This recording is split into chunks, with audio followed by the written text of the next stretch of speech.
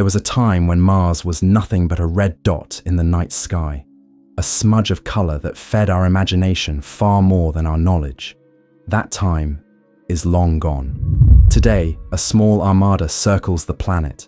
Robots crawl across its rust-colored plains, and we can claim to understand this world better than any other place beyond our own. We've mapped canyons carved by ancient rivers. We've watched storms swallow whole regions. We've traced the faint chemical fingerprints of a planet that may once have been alive. All of that we went looking for. But Mars isn't finished with us. Not even close.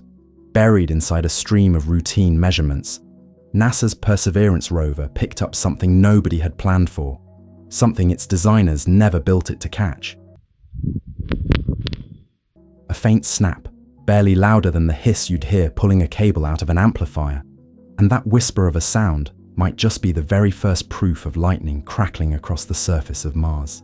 For decades, we hunted for it on purpose. We built instruments for nothing else. We failed every single time. So why would the answer finally arrive by accident? What does it tell us about the planet beneath that dusty sky? And should the first humans who walk there be worried? Today, we follow a sound so quiet it was almost thrown away.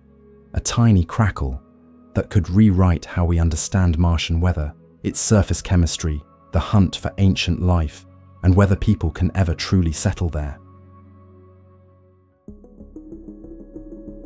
To understand why this discovery matters, you have to understand how long and how hard we've worked just to stand on Martian ground. The first machine to survive the landing was NASA's Viking 1, which touched down in 1976. Its twin, Viking 2, followed only weeks later. Between them, they handed us our first sharp, full-color portraits of the surface. A bone-dry plain of broken rock stretching toward a hazy, butterscotch sky. Nothing about it looked like home, and yet there was something hauntingly familiar in it too. In the half-century since, 10 landers and rovers have reached the surface intact. Only 2 are still working as this is filmed. The veteran Curiosity and the newer, sharper Perseverance. Together, that handful of robots has utterly transformed what we know. They've confirmed that rivers and lakes once shaped this terrain. They've found enormous stores of water still locked away as ice, hiding just beneath the dust. These machines have weathered everything Mars can throw at them. Searing daylight, knife-edged winds, dust storms that turn the sky the color of dried blood. But through all of it, one phenomenon stayed stubbornly absent from the record. One thing we kept expecting to find, and never did. Lightning. Here's what makes that absence so strange. Lightning isn't rare in our solar system, quite the opposite. When Voyager 1 swept past Jupiter back in 1979, it caught bright flashes flickering in the planet's clouds. Years later, NASA's Juno spacecraft got close enough to photograph those Jovian bolts in startling detail. Saturn does it on an even grander scale. Storm systems thousands of kilometers wide, throwing out discharges that dwarf anything our planet produces by a factor of 10,000. One Saturnian tempest, tracked by the Cassini probe, didn't fade in an afternoon or even a week. It rumbled on for the better part of a year. So lightning is everywhere we look. Jupiter has it. Saturn has it. Earth, obviously, has it. The one neighbor that kept coming up empty was the one we've studied most closely of all. And that gap mattered because lightning is so much more than a flash in a storm. Here's the obvious objection. Mars shouldn't have lightning, or at least not the kind we're used to. Jupiter and Saturn churn under thick, deep atmospheres stacked high with violent weather. Earth's air is dense enough to build the charged storm clouds that bolts need.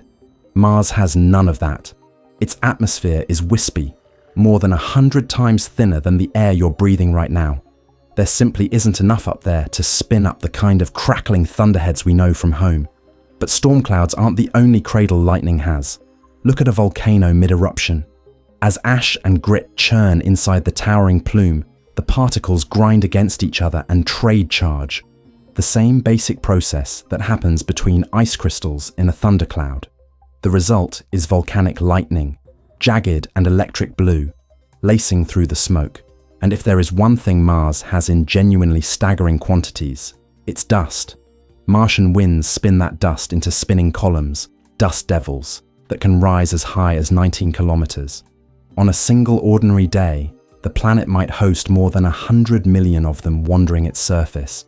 And then there are the truly enormous events, regional storms that occasionally swell until they cloak the entire globe in haze. The two Viking landers witnessed two of those planet-wide storms in their very first year, roughly once every 3 Martian years, close to 5.5 of ours. The conditions line up just right, and these storms merge into one continuous shroud. Nobody is entirely sure why the gaps between the biggest ones are so regular, though the leading guess ties it to the shape of Mars's orbit, which is more lopsided than Earth's. During southern summer, the planet swings nearer the sun, the surface bakes, and warm air rises to drive the dust upward. The winds themselves aren't even that fast by our standards, around 100 kilometers an hour, half of what a strong terrestrial gale manages.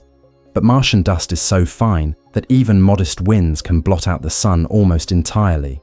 That's catastrophic for solar-powered hardware. In June 2018, exactly that scenario killed the Opportunity rover, which slipped into darkness during a global storm and never woke again. Bad news for engineers. But all that swirling, grinding, charge-trading dust, it's a near-perfect recipe for lightning, which is precisely why scientists spent years convinced it had to be there. If only they could catch it in the act. And catch it they tried. Europe's Mars Express orbiter spent 5 full years sweeping its sensors across Martian dust storms, listening for any flicker of electrical activity. It found nothing. The Schiaparelli lander carried an instrument designed specifically to measure charge in the Martian air, a purpose-built lightning detective, but it never got the chance. During its descent in October 2016, a software fault told it to cut its parachute loose far too early, and the lander slammed into the surface. A camera aboard a NASA orbiter later photographed the dark smudge it left behind. Mission after mission, the answer stayed out of reach. The thing everyone expected to find kept refusing to show itself.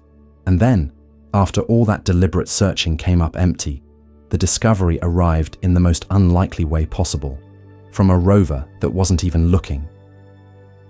Perseverance carries an instrument called SuperCam, mounted up on its mast like a watchful eye.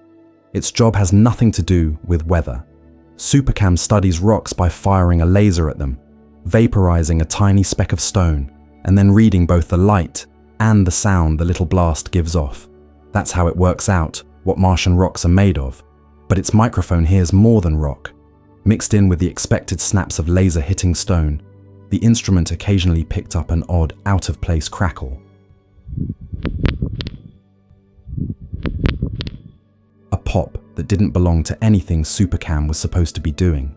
It was strange enough that a team of researchers, led by Baptiste Chide of France's Institute of Research in Astrophysics and Planetology, decided to dig in properly. They went back through roughly 45 months of recordings, combing the data for every one of these misfit sounds. In the end, they isolated 55 separate acoustic pops, gathered across 2 Martian years. And the timing was the tell. Most of them happened during storms or inside passing dust devils, exactly where you'd expect electrical activity to be brewing. It was starting to look like the sound of Martian lightning, but looking like isn't proof, and the team knew it. So they went hunting for every other explanation first. Could the rover itself be making the noise? They compared the pops against every sound Perseverance is known to produce. No match. Could a stray grain of dust simply be smacking the microphone? Possible for the sound, maybe, but that couldn't account for the electromagnetic spike that came riding along with each one. So they went further. They rebuilt the conditions in a lab back on Earth, using a stand-in for the SuperCam hardware. They rubbed particles together to generate a static charge, then recorded what the microphone heard. The signature that came back was eerily close to what Perseverance had captured on Mars. When all the evidence was laid out, the simplest explanation left standing was the one they'd been chasing for decades: tiny electrical discharges, lightning, on the red planet. They published their case in the journal Nature toward the end of 2025. And that wasn't even the whole story.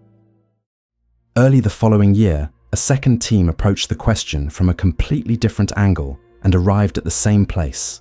Sifting through about 10 years of records from NASA's MAVEN orbiter, a spacecraft built to study the Martian atmosphere, researchers from Charles University in the Czech Republic found a single fleeting oddity: a Whistler wave.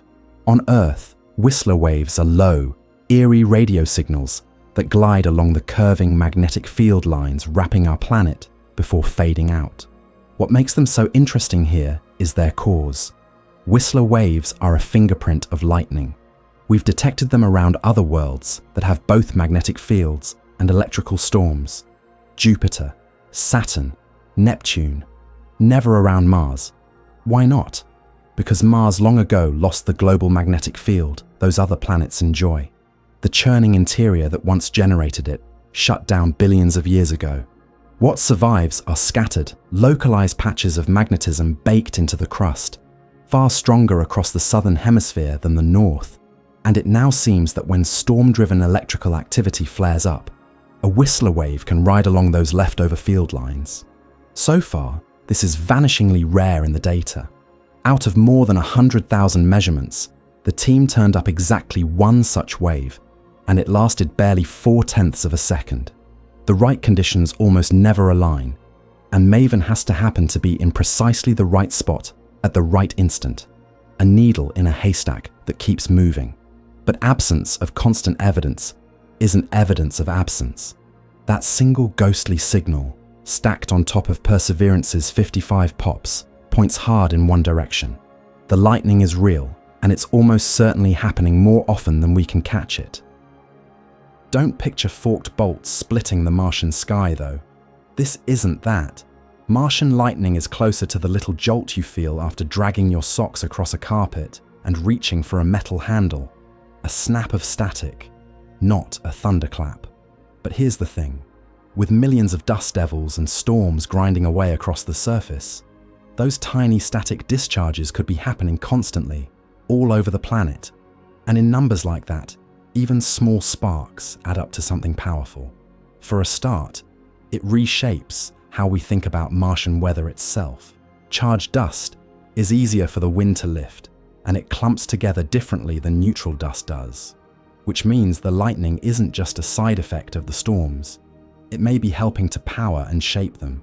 It could also crack open a long-standing puzzle, where Mars gets its supply of aggressive, reactive chemicals. The soil and air are loaded with oxidants, and scientists have struggled for years to fully explain how they form.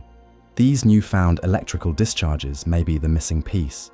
Even at their feeble strength, the sparks carry enough punch to break molecules apart and stitch new ones together, including hydrogen peroxide and perchlorates, both of which are abundant on Mars. That has hard consequences for the search for life. Those same harsh oxidants tear organic molecules to shreds, effectively sterilizing the surface. So even if Mars once hosted living things, the chemical traces they left behind on top of the ground may have been scrubbed away long ago. To stand any real chance of finding evidence, future missions will have to dig, targeting buried rock and sediment, sheltered from the corrosive conditions above. And there's a more immediate, practical headache. Charged dust is sticky dust. Think of spilled foam beads clinging to your hands and clothes and everything they touch. On Mars, electrically charged grains cling to rovers in just the same way, slowly caking over instruments and solar panels. That's not hypothetical. In late 2022, NASA's InSight lander grew so smothered in dust that it lost power for good. The next wave of explorers is already being built to face all this. The Rosalind Franklin rover is currently lined up to launch in 2028, and India's space agency is developing its Mangalyaan 2 mission, aiming for the red planet around 2030. And before long, robots may not have the surface to themselves. Both NASA and private players have serious plans to send people, with uncrewed starships potentially heading Marsward as soon as this year, while the Artemis program rehearses the deep space skills on the Moon that any Mars crew will need. So should those first astronauts fear the lightning? The reassuring answer: no one is going to be struck down by a Martian bolt. It's simply too weak for that. The less reassuring answer: a steady drizzle of small discharges could quietly interfere with sensitive equipment, corrode connections, and complicate every system that depends on clean electronics. It's not a deadly threat, it's an engineering problem. And engineering problems are exactly the kind of thing you want to discover before you arrive, not after. Untangling all of this will take far more than 55 pops and a single fleeting wave. Whole missions may one day be dedicated to listening for Martian lightning on purpose, now that we finally know it's worth listening for. But step back and look at how this happened. We aimed instruments at Mars for decades trying to catch this exact phenomenon, and came up empty every time. Then a rover sent to study rocks stumbled onto it by chance, in sounds we very nearly dismissed as noise. After half a century of staring at this planet harder than any other, it still found a way to surprise us. That's the part worth holding on to. The red planet is not a closed book. It's still mid-sentence. And the next thing it tells us might be quietly waiting in data we've already collected, or in a faint crackle no one has thought to listen for yet.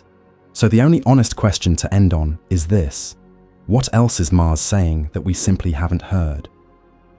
If you enjoyed the video, hit the like button, subscribe to the channel, and share it.